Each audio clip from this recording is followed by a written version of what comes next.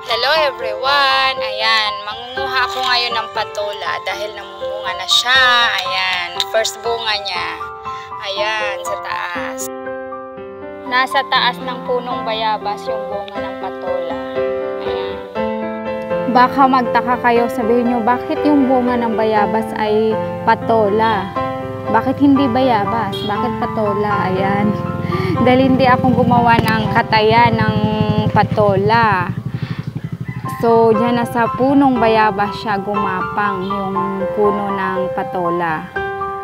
Ito yung first bunga niya, kaya ayan, flex ko yan dahil natutuwa ako at malalaki ang bunga ng patola. First bunga niya yan, ayan.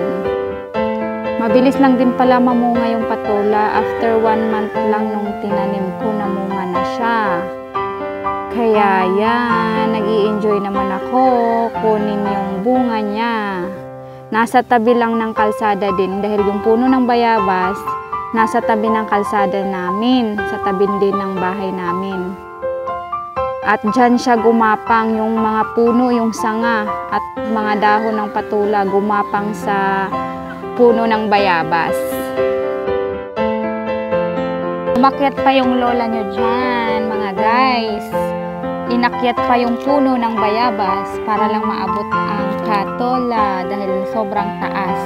Hindi kinaya ng powers ko nung hindi ako umakyat. Nung sinungkit ko lang, hindi abot ng panungkit ko. Kaya talagang umakyat ako dyan sa puno. At safe naman ako, hindi naman ako nahulog. Ayan, ayan yung puno ng patola. Gumapang siya dyan sa puno ng bayabas. Kaya andyan sa taas ang bunga ng patola. Tapos parang nakakapagtaka kapag hindi mo nakita yung puno ng patola. Tapos sa taas, sa puno ng bayabas nakikita mo yung patola. Para magugulat ka, bakit ganun? Bakit patola yung bunga ng bayabas? At hindi bayabas. O, diba? Yan. Pero patola ang puno niyan. Diyan lang siya gumapang. Sa puno ng bayabas. As you can see, ayan, yung bayabas walang mga bunga. Dahil hindi pa panahon ng puno na yan para mamunga ng madami. Actually, nung mga nakaraan, madaming bunga yan. Kaya lang parang nasira yung bunga niya na nalalanta. Ayan, o, nangingitim, nalalanta. Yan.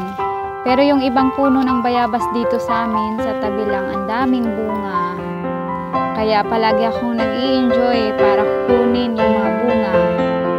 Ito naman yung isang puno ng patola ko. Hindi siya doon nakatanim sa malapit sa may kalsada, doon sa may puno ng bayabas. Iba naman ito, nandito naman to sa likod ng bahay namin. Diyan naman siya gumapang sa puno ng langka. Ayan. Tignan mo yung puno ng langka.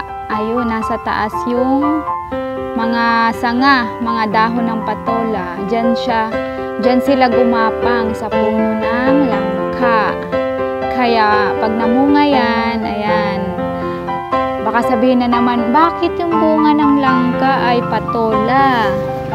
Bakit hindi langka? Langka yung puno, ayan. Look at that, nasa taas, ang daming bulaklak. Ang dami ng bulaklak ko, ayan. Tapos may bunga na rin yan nung nakaraan. Kinuha ko na.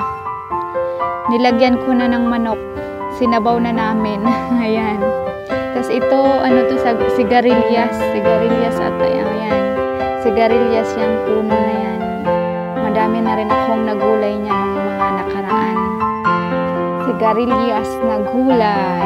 Ayan. Ayun, may isa pang bunga ng patola. Ayun, hindi lang masyado makita. Nasa taas. Ayun, ayan o.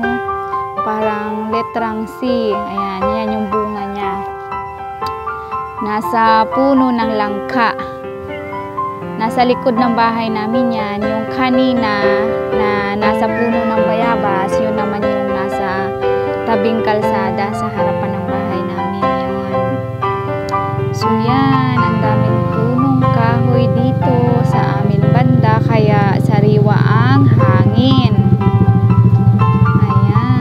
Ayan yung puno niya. Ayan yung dahon ng patola. Ayan. for today's video. Bye-bye! I hope nag-enjoy kayo.